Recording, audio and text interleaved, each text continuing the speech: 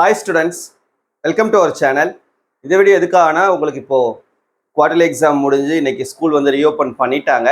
So மறக்காம உங்களுடைய quarterly எக்ஸாமுடைய பேப்பர்ஸை நீங்கள் ரிசீவ் பண்ணிட்டீங்களா அப்படின்றதையும் எவ்வளோ மார்க்ஸ் ஸ்கோர் பண்ணியிருக்கீங்க அப்படின்றதையும் மறக்காம கமெண்ட்ல சொல்லுங்க. மார்க் குறைஞ்சிருந்தாலும் கவலைப்பட வேணாம், இன்னும் நமக்கு நிறைய டைம் இருக்குது. கண்டிப்பாக அந்த டைமுக்குள்ள பப்ளிக் எக்ஸாமுக்குள்ள உங்களால் வந்து நீங்கள் ஸ்கோர் பண்ணணும்னு நினைக்கக்கூடிய அந்த மார்க்கை உங்களால் அச்சீவ் பண்ண முடியும். ஸோ கவலைப்படாதீங்க, சரியா? நமக்கு டைம் நிறைய இருக்குது. கண்டிப்பாக நீங்கள் எல்லாருமே நீங்கள் நினைக்கக்கூடிய மார்க்கை விட நல்ல மார்க் ஸ்கோர் பண்ணுவீங்க பப்ளிக் எக்ஸாமில். ஸோ நம்ம சேனலை நீங்கள் லாஸ்ட் வரைக்கும் சப்போர்ட் பண்ணி கண்டினியூ பண்ணி பார்த்துட்டுருங்க, ஓகேவா?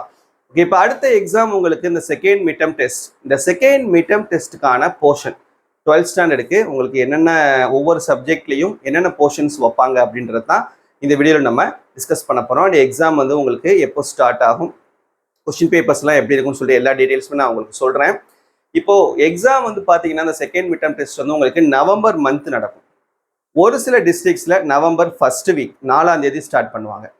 ஒரு சில டிஸ்ட்ரிக்ஸில் நவம்பர் 2nd வீக் 10ஆம் தேதிக்கு மேலே ஸ்டார்ட் பண்ணுவாங்க. இந்த நவம்பர் 1st வீக் ஸ்டார்ட் ஆன டிஸ்ட்ரிக்டில் பார்த்தீங்க அப்படின்னா ஒரு நாளைக்கு ஒரு எக்ஸாம் அப்படின்னு சொல்லிட்டு உங்களுக்கு டைம் கொடுத்து ஒவ்வொரு நாளைக்கு ஒரு எக்ஸாம் மட்டும் தமிழ் இங்கிலீஷ் மட்டும் சேம் டேல கண்டக்ட் பண்ணிட்டு மற்ற எக்ஸாம்ஸ் எல்லாமே ஒவ்வொரு நாள் டைம் கொடுத்து உங்களுக்கு எக்ஸாம் வந்து கண்டக்ட் பண்ணுவாங்க. இதுவே நவம்பர் 2nd வீக் உங்களுக்கு 10ஆம் தேதிக்கு மேலே ஸ்டார்ட் ஆகுது அப்படின்னா உங்களுக்கு 2 நாள் ஒரே நாளில் 2 சப்ஜெக்ட், காலையில் ஒரு சப்ஜெக்ட், ஆஃப்டர்நூன் ஒரு சப்ஜெக்ட், அந்த மாதிரி வச்சு உங்களுக்கு எக்ஸாம்ஸ் வந்து இந்த செகண்ட் மிட்டம் வந்து கண்டக்ட் பண்ணுவாங்க. இது தமிழ்நாடு முழுக்க ஒரே டைம் டேபிள் கிடையாது, ஒரே கொஸ்டின் பேப்பர் கிடையாது. ஒரு 4-5 டிஸ்ட்ரிக்ஸ் சேர்ந்து என்ன பண்ணுவாங்க அப்படின்னா உங்களுக்கு ஒரு காமன் டைம் டேபிளை கொடுத்து அந்த 4-5 டிஸ்ட்ரிக்ஸ்க்கு உள்ள ஒரு காமன் கொஸ்டின் பேப்பரை கொடுத்து அவங்க இந்த எக்ஸாம் வந்து கண்டக்ட் பண்ணுவாங்க, சரியா? ஸோ சில டிஸ்ட்ரிக்ஸில் வந்து இது 50 மார்க்ஸ்க்காக இருக்கும், இல்லை 45 மார்க்ஸ்க்காக இருக்கும். சப்ஜெக்டாக இருந்தீங்கன்னா 35 மார்க்ஸ்க்காக இருக்கும். சில டிஸ்ட்ரிக்ஸில் பார்த்தீங்கன்னா ஃபுல் மார்க்குக்கு கண்டக்ட் பண்ணுவாங்க, 90 மார்க்ஸ் 70 மார்க்ஸ்க்கு வந்து கண்டக்ட் பண்ணுவாங்க, சரியா? ஸோ அந்தந்த டிஸ்ட்ரிக்ட் பொறுத்து இது வந்து மாறும் உங்களுக்கு. ஸோ அவங்களே வந்து அஃபிஷியலாக இனி ஒவ்வொரு டிஸ்ட்ரிக்டாக வந்து உங்களுக்கு சிஓ ஆஃபீஸ்லேருந்து உங்களுக்கு சர்க்குலர் வந்து கொடுப்பாங்க. கொடுக்க நம்ம சேனலில் வந்து உங்களுக்கு அப்டேட் பண்ணிக்கிட்டே இருப்போம், ஓகேவா?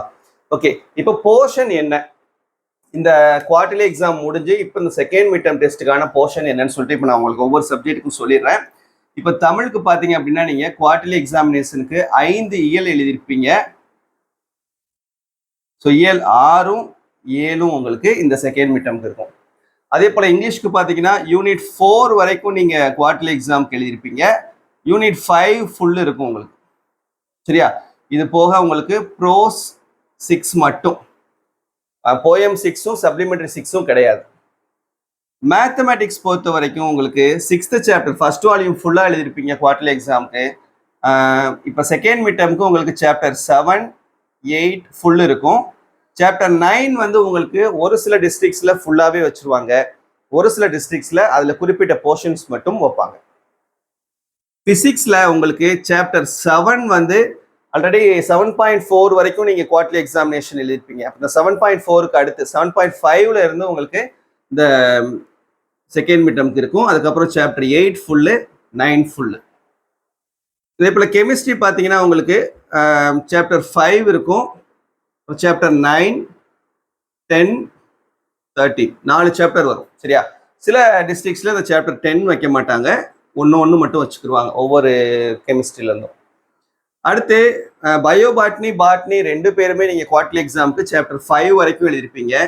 ஸோ இப்போ உங்களுக்கு சாப்டர் 6, 7, 8. அதே போல் பயோசுவாலஜி பார்த்தீங்க அப்படின்னா பயோசுவாலஜி வந்து நீங்கள் சாப்டர் 8 வரைக்கும் எழுதியிருப்பீங்க, அதனால உங்களுக்கு சாப்டர் 9ம் 10ம். அதே நீங்கள் பியூர் சயின்ஸ் ஜுவாலஜினா சாப்டர் 9 வரைக்கும் நீங்கள் எழுதியிருப்பீங்க, அப்போ உங்களுக்கு வந்து சாப்டர் 10ம் 11ம். கம்ப்யூட்டர் சயின்ஸ் சாப்டர் 10 வரைக்கும் எழுதியிருப்பீங்க, சாப்டர் 11ல இருந்து உங்களுக்கு சாப்டர் 15 வரைக்கும். சில டிஸ்ட்ரிக்ஸில் சாப்டர் 14 வரைக்கும் வைப்பாங்க, சில டிஸ்ட்ரிக்ஸில் சாப்டர் 15 வரைக்கும் வைப்பாங்க. கம்ப்யூட்டர் அப்ளிகேஷன் வந்து சாப்டர் 11 வரைக்கும் எழுதியிருப்பீங்க, சாப்டர் 12ல இருந்து சாப்டர் 16 வரைக்கும் இருக்கும். சில டிஸ்ட்ரிக்ஸில் சாப்டர் 15 வரைக்கும் வச்சுருப்பாங்க. காமர்ஸ் உங்களுக்கு சாப்டர் 17 வரைக்கும் வச்சுருப்பீங்க, எழுதியிருப்பீங்க குவார்டர்லி எக்ஸாமினேஷனுக்கு. இப்போ உங்களுக்கு சாப்டர் 22 வரைக்கும் இருக்கும். இந்த செகண்ட் மிட்டம்க்கு சாப்டர் 22 வரைக்கும்.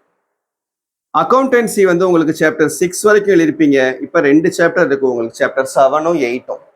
எக்கனாமிக்ஸ் சாப்டர் 8 வரைக்கும் எழுதிருப்பீங்க. இப்போ உங்களுக்கு 2 சாப்டர், சாப்டர் 9ம் 10ம். சரியா? ஸோ இப்போ பிஸ்னஸ் மேத்ஸ் பார்த்தீங்க அப்படின்னா உங்களுக்கு குவார்டர்லி எக்ஸாமினேஷனுக்கு சாப்டர் 5 வரைக்கும் எழுதிருப்பீங்க. ஓகேவா? ஸோ இப்போ வந்து உங்களுக்கு சாப்டர் 6ல இருந்து சாப்டர் 8 வரைக்கும் ஃபுல். ஓகேவா? ஸோ இதான் வந்து உங்களுக்கு இந்த செகண்ட் மிட்டம்கான போர்ஷன். ஒவ்வொரு சப்ஜெக்ட்டுக்கும் உங்களுக்கான எக்ஸாம் பார்த்தீங்க அப்படின்னா உங்களுக்கு நவம்பர் 4 ஒரு சில டிஸ்ட்ரிக்ஸில் ஆரம்பிக்கும், நவம்பர் 10 ஒரு சில டிஸ்ட்ரிக்ஸில் ஆரம்பிக்கும். சரியா? கொஷின் பேப்பர் வந்து தமிழ்நாடு முழுக்க ஒரே கொஷின் பேப்பர் கிடையாது. அந்த 4-5 டிஸ்ட்ரிக்ஸ், எந்தெந்த 4-5 டிஸ்ட்ரிக்ஸ் சேர்ந்து உங்களுக்கு டைம் டேபிள் கொடுக்குறாங்களோ அந்தந்த 4-5 டிஸ்ட்ரிக்ஸ் சேர்ந்து தான் உங்களுக்கு கொஷின் பேப்பரும் கொடுப்பாங்க. ஸோ அந்த 4-5 டிஸ்ட்ரிக்ஸ்க்கு மட்டும்தான் அது காமன் எக்ஸாமாக நடக்கும். சில டிஸ்ட்ரிக்ஸில் உங்களுக்கு 45 ஆர் 50 மார்க்ஸ் கண்டக்ட் பண்ணுவாங்க. சில டிஸ்ட்ரிக்ட்ஸில் உங்களுக்கு ஃபுல் மார்க்ஸ் கண்டக்ட் பண்ணுவாங்க. சரியா? ஸோ இதான் வந்து செகண்ட் மிட்டம் சம்மந்தப்பட்ட அப்டேட்டு. ஸோ வேறு ஏதாவது உங்களுக்கு டவுட் இருந்தாலோ இல்லை என்ன வீடியோஸ் வேணும் அப்படின்னு நீங்கள் எக்ஸ்பெக்ட் பண்ணாலோ மறக்காமல் அதை கமெண்ட்டில் சொல்லுங்கள். நான் ஏற்கனவே சொன்ன மாதிரி உங்கள் குவார்டர்லி எக்ஸாமினேஷனோட மார்க்கு கமெண்ட் பண்ண மறந்துடாதீங்க. தேங்க்யூ.